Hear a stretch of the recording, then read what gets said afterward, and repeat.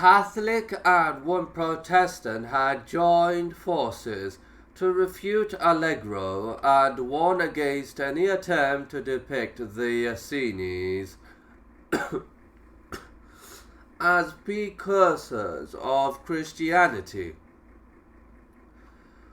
All this controversy was, of course, finding its way back to De Vaux, together with requests that something be done.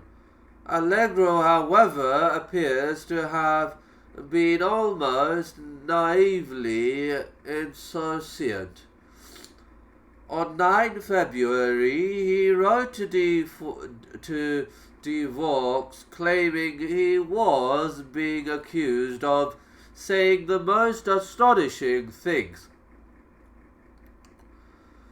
some of which are true and are indeed astounding. Others came from the bosoms of eager reporters. It is clear in retrospect that Allegro never fully realized how sacrosanct the idea of Jesus on uniqueness was, and that as a result he underestimated the lengths to which De Vaux and other members of the international team would go in order to distance themselves from his blunt approach. This was his only real mistake so far, that of expecting his colleagues to accept his assertions without letting their own religious allegiances influence their judgment. In his own view, he was addressing his material as a disinterested scholar, and hoped they might eventually do likewise. His innocent gibe that by the time he had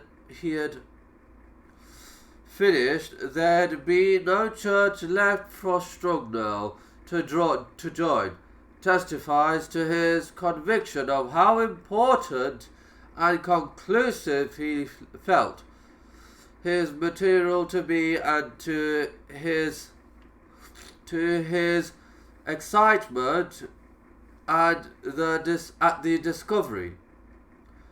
On 11 February, De Vaux wrote back to Allegro distinctly, unamused. All the texts available to Allegro, De Vaux said, were also available to the other members of the team in Jerusalem. They had failed to find anything that supported Allegro's interpretation. In his reply on 20 February, Allegro attempted to stand his ground and at the same time repaired the rift with his colleagues and refused the public controversy. You will excuse me if I think that everyone in the world is going stark, raving mad. I am enclosing my broadcast talks as you request, and if after reading them you are left wondering what all the fuss is about, you will be in precisely my position. Nothing that Strugnell and Milik were alleged to be preparing rebuttals of his statements. He commented, I am not waging any war against the Church, and if I were, you may rest assured I would not let any loopholes in.